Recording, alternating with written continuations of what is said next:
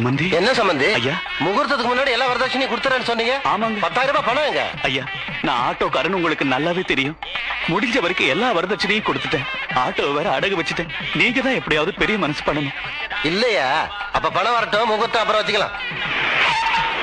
எழுந்துடா, எழுந்துடா. வா, போலாம். ஐயா சம்பந்தி. ஐயா இந்தாங்க பணம் பணம். மூர்த்தி, தம்பி மாணிக்கண்ணன் கொடுத்து அனுப்புனாரு. ஆட்டோக்காரனுக்கு ஒருத்தனுக்கு கஷ்டம்னா நம்ம எல்லாருக்கும் கஷ்டம்னு சொல்லி மாணிக்கண்ணன் இதை கொடுத்து அனுப்புனாரு.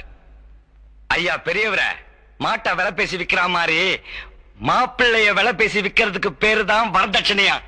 இதையும் மாணிக்கண்ணன் அடிக்கடி சொல்லுவாரு. மனசாட்சி உள்ளவங்க கொஞ்சம் யோசிச்சு பாருங்க. ஐயா இன்னும் என்ன வெயிட் பண்ணிட்டு தாலியை கட்ட சொல்லுங்க. கெட்டி மேல கெட்டி மேல.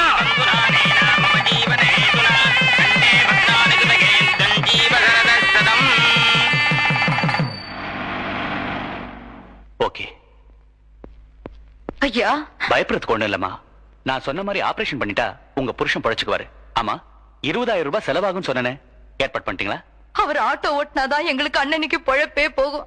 நீங்க 20,000 ரூபாய் கேட்டா நாங்க எங்கேயா போவோம்? எங்கேயும் போக வேணாம் தாயே, இதோ இருக்கு. இந்தாங்க டாக்டர். அண்ணா, இந்த பணம் மாணிக்கம் கொடுத்து அனுப்பிச்சாரு.